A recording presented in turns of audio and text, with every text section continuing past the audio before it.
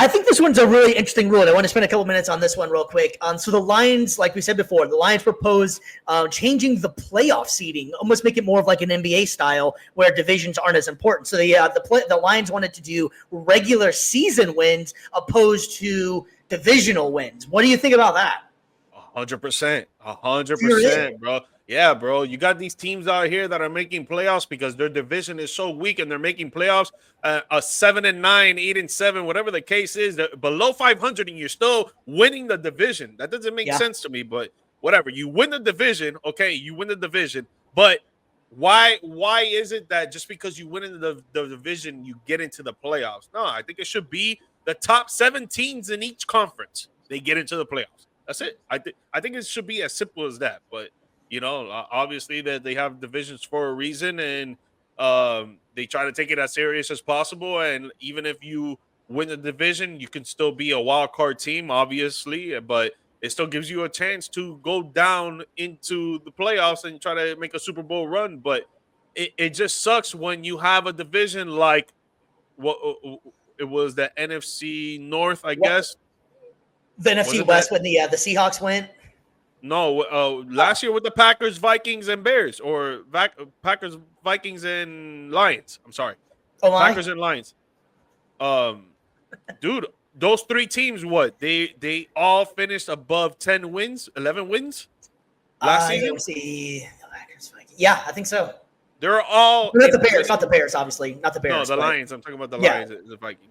And they did all make playoffs because of the way that it trampled out. But imagine if what is it, NFC South? Yeah, the NFC South is the division that was weak.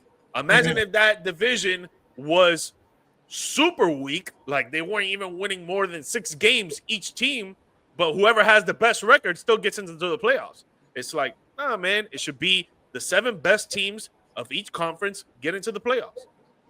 Yeah, I think that's one thing I like about the NFL, though, is I think the importance of divisions. I enjoyed it. I think it's one of the few things that works with the NFL as far as keeping rivalries going.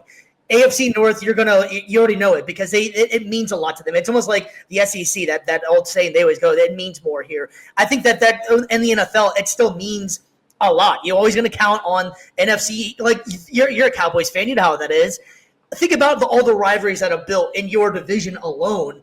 That are just based off the division itself. So I think that's what makes the NFL great is the divisions actually do matter. Basketball, most people can't even tell you which division each one of these teams is in because it doesn't matter at all. Who cares if you win the Southwest or Southeast, But in football, that still does matter. It's still a bragging thing that we're the NFC East champs or the AFC South champs.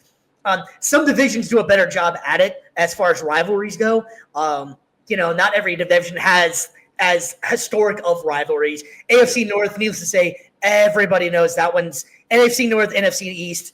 They just have some of the best rivalries going in football, and it's all based off the division. So I think the divisions mean a lot in football, and I appreciate that, and I like that, and I'm glad that they stick with that, and it still means something. So I'm kind of against the – go ahead. But do you think that should correlate to the playoffs?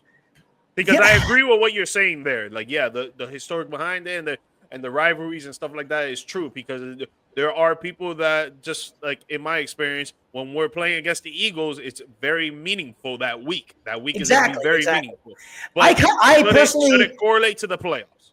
I like the way it is, to be honest with you. I like the divisions mattering. I think that play because it just plays out a lot better that way. I feel like because each one of the times you're gonna how many division games you're gonna have. Half your season is pretty much a division of games, so all those games really do matter the most. And if you're the best in your division, then you should be rewarded for it, even if you are the best worst, if that makes sense. Like for instance, I go back to the Beastquake game. I believe that was the year that I believe that the Seahawks were 7-9, I think it was, or they had a losing record, and then they ended up advancing in the playoffs. So It's almost like whenever you get to the playoffs, everybody's 0-0. You kind of start back over, So some teams get some things, or then you end up getting some teams that it ends up hurting them. Take the Bengals last year. The Bengals should have made the playoffs, but because they were so bad in the beginning and such division, that's why I think the division actually comes in and matters because a team like the Bengals, if you're going off of just record-wise, they probably should have made it in.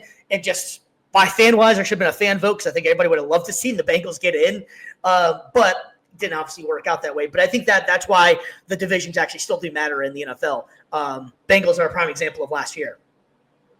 Yeah. I mean, it is what it is.